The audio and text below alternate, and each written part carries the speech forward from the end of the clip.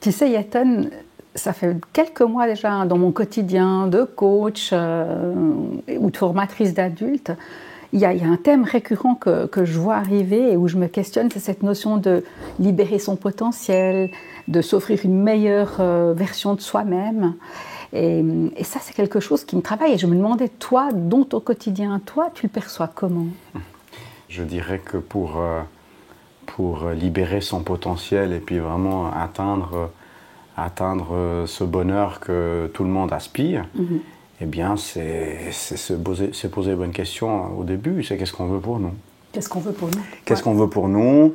Quels sont les éléments importants? Il y a des gens pour lesquels l'important va être d'avoir une belle carrière, d'autres, l'important va être de faire du sport, de voyager, enfin tout ça. Ouais. Et une fois que nous avons trouvé ce qui est important pour nous, si on ne le trouve pas tout de suite, ce qui est important, au moins, lister ce qui n'est pas important et ne pas y consacrer du temps. Parce que la meilleure version de soi, c'est par rapport à quoi? Par rapport à qui? Il y a tout ce questionnement de... Je pense que c'est d'abord par rapport à nous-mêmes. Est-ce qu'on arrive vraiment à rester sur le chemin qu'on a décidé de suivre, celui qui nous correspond? De nouveau, si nous avons envie d'aller dans une direction qui nous semble être la plus appropriée pour nous, c'est de tout mettre en œuvre pour rester sur ce chemin. Et puis pour batailler, et puis pour n'avoir qu'un seul objectif, qu'un seul plan. Donc tu es en train de dire que quelque part, si on est dans cette réflexion de la meilleure version de soi, ce serait de vraiment se focaliser sur soi, puis d'oublier la comparaison avec les autres. On a besoin des autres, à mon sens, on a besoin des autres aussi pour développer son potentiel. Parce que je crois qu'on peut se développer aussi au contact avec les autres, beaucoup.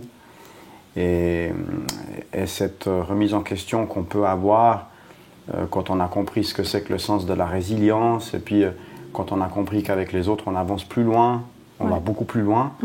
Donc on a besoin des autres pour évoluer, parce que personne ne détient l'absolue vérité sur la vie, même si on cherche à des moments de notre vie à être un peu philosophe, à comprendre certaines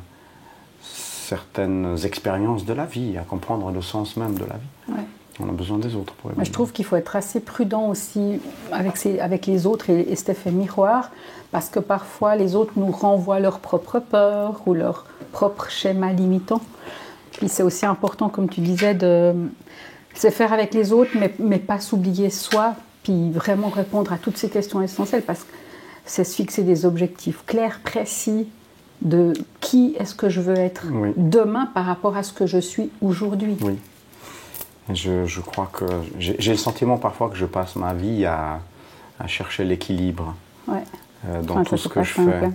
Dans tout ce que je fais, et j'ai vraiment le sentiment que je passe ma vie à ça.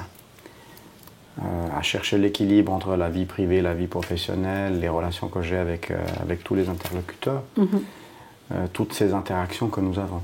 Et c'est vrai que c'est pas simple de se fixer des objectifs, de s'organiser, de prévoir des moments de pause, des moments de respiration. Oui, pour se ressourcer, c'est important. Hein. Je crois qu'il ne faut pas oublier justement l'objectif du départ. C'est qu'est-ce que nous voulons pour nous. Qu'est-ce que nous voulons pour nous. Qu'est-ce que nous voulons. C'est ça l'élément le plus important, à mon sens. Qu'est-ce que nous voulons. Et puis je trouve qu'avant de se fixer les objectifs précis, ce qui est aussi important, c'est d'être bienveillant à soi. Parce que des fois, je vois, on se fixe des objectifs, puis on galère pour y arriver, parce qu'il y a cet équilibre qui est difficile à avoir. Et puis finalement, on est souvent dans le jugement de se dire « Ah, mais purée, j'y arrive pas, c'est compliqué, les autres me renvoient ça, je ne suis pas au clair avec ce que je veux, ça avance pas assez vite. » Puis il y a, je trouve, cette nécessité aussi de se laisser aller à son rythme, parce qu'on n'a pas toujours toutes les réponses, ou on n'atteint pas nos objectifs aussi vite qu'on le souhaite. Non. Puis est-ce que vraiment on a toujours toutes nos réponses? Et puis est-ce que c'est vraiment très important d'avoir toutes nos réponses? Autrement, la vie serait peut-être pas aussi belle que ce qu'elle est maintenant, parce que toutes ces épreuves nous amènent à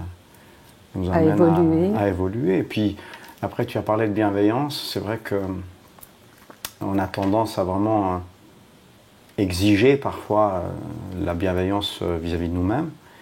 Et puis, on ne comprend pas forcément la bienveillance vis-à-vis des autres. Et ça doit être dans les deux sens. Et je pense que quand nous arrivons au stade où, quand on est en présence de situations où d'autres se comportent de manière malveillante avec les autres, et puis que ça nous gêne, je pense que c'est là où on a vraiment véritablement compris le sens de la bienveillance. Ah, ça te touche.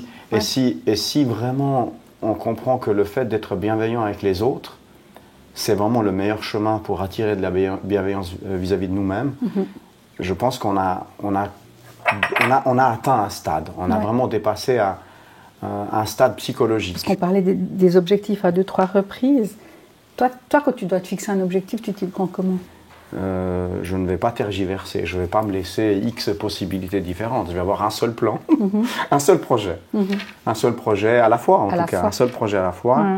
Et je sais que je vais avoir un point de départ et un point d'arrivée. Et dès le moment où j'ai imaginé le point de départ, j'ai déjà imaginé le point d'arrivée. Et ce qui se passe entre deux, ce n'est que des expériences de vie. Ouais, ce n'est que des étapes à franchir, des expériences de vie, donc tu t'adaptes en permanence. Ouais. Mais je ne vais pas changer de plan parce que j'ai rencontré des difficultés. Bien au contraire, ça va encore plus me motiver pour aller vraiment jusqu'au bout de mon plan. Ouais. Moi, c'est quelque chose que je vois dans les personnes que j'accompagne ou chez les participants en formation.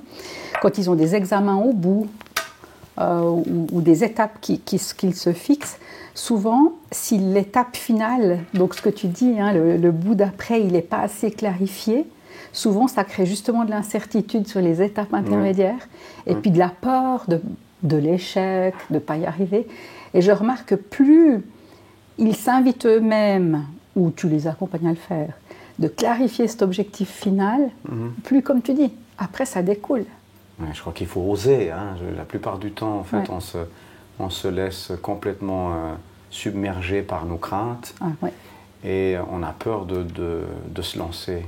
Et une fois qu'on s'est lancé, si nous gardons à l'esprit que de toute façon, l'entre-deux, c'est vraiment l'expérience, c'est vraiment le déroulement, c'est vraiment l'expérience de vie, c'est vraiment les partages, les échanges. On peut requalifier notre objectif, parce que si le recalibrer. Oui, le recalibrer, on peut, parce que si au début nous n'avions peut-être pas imaginé ou nous n'avions pas complètement saisi les éléments importants, si tout d'un coup, dans le chemin, on peut repréciser, tant mieux. Tant mieux. Ouais, clairement. Maintenant, moi, je ne suis pas du genre à abandonner. Je crois que dans ma vie, je n'ai jamais rien abandonné. Mais tu arrives à expliquer qu'est-ce qui fait que tu n'as pas abandonné ou que tu as cette force de ne pas abandonner? Je crois que c'est un trait de caractère. Je crois que j'ai jamais aimé l'idée de ne pas aller jusqu'au bout du bout de ce que je pouvais imaginer réaliser dans telle et telle entreprises que j'ai faites. Mais si tu devais donner un conseil à d'autres pour dire pour ne pas abandonner, faites ça, tu arriverais à dire? Dans l'action. Être dans l'action. Soyez dans l'action, n'ayez pas peur de choses qu'on imagine, vivez les choses pleinement, soyez vraiment dans l'action. Et quand les éléments se présentent à nous, eh bien c'est à ce moment-là qu'il faut les gérer. Ça ne sert à rien d'imaginer des craintes, des peurs viscérales sur des choses qui vont peut-être jamais se produire. Et d'ailleurs, même dans mon expérience personnelle, des fois j'ai imaginé certaines étapes difficiles qui ne se sont jamais produites. Mais on dit, 90% des peurs que l'on a sont infondées. c'est incroyable quand tu y réfléchis. Elles sont irrationnelles. Et puis qu'est-ce qui peut nous arriver? Que des expériences. Voilà.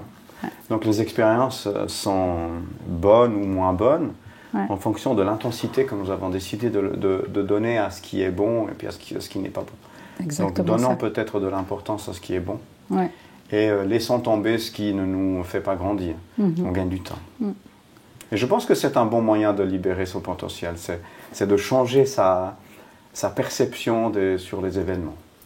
Oui. Si on part du principe que la vie est une succession d'expériences, il n'y a pas forcément de bonnes ou de mauvaises expériences, il n'y a que des expériences. C'est notre approche qui va faire qu'elles vont être positives ou moins positives. Parce que finalement, ce qui nous empêche de nous libérer, c'est la peur. Puis je crois que la peur, elle disparaît dans l'action. Oui, c'est tout à fait juste. C'est ça. C'est tout à fait juste. Si on agit sur les événements, On a ce sentiment de, même si on ne maîtrise pas vraiment les événements, mais on a ce sentiment de se sentir un peu vivre dans notre projet, et donc du coup, la peur disparaît. Et parfois, cette pseudo-peur, elle est même un moteur, elle nous pousse en avant. Parce que on la transforme en quelque chose de positif. On a une énergie qui est positive. Je me demande, Yeton, si toi et moi maintenant, on devait revenir vers les participants ou des clients et puis retenir 2-3 conseils pour eux, toi tu retiendrais quoi? Qu'est-ce que tu leur dirais? Soyez dans l'action. Ouais. Et n'ayez pas peur d'événements qui ne vont probablement pas se produire. Ouais. Soyez dans l'action. C'est vraiment là-dedans qu'on va le plus facilement atteindre notre objectif. Ouais. C'est vraiment d'être dans l'action. Puis moi, je leur dirais aussi, clarifiez au maximum votre objectif. Oui. Le smartifier, hein, smart. Oui, bien sûr. Ouais. Chaque étape, vraiment, comme si on se voit déjà vivre dans cet objectif achevé. Oui. Et ça aide, cette espèce de rétroplanning. Ça, c'est aussi quelque chose que je leur dirais. C'est très motivant, ça. Ouais. C'est très motivant. Un autre conseil que tu leur donnerais, sinon? Soyez heureux. Soyez heureux. C'est vrai. Soyez heureux de participer à un projet de vie qui est le vôtre, de le développer avec vos propres convictions, avec les personnes que vous avez voulu avoir autour de vous. Avec les événements que vous avez voulu avoir dans votre chemin de vie. Ouais. Soyez heureux avec tout ça. Acceptez ce cadeau que la vie nous donne. Dans l'action et dans la détermination d'objectifs qui sont les leurs et pas ceux des autres. Exactement. Ouais, c'est bien. Exactement. Merci. Merci à toi.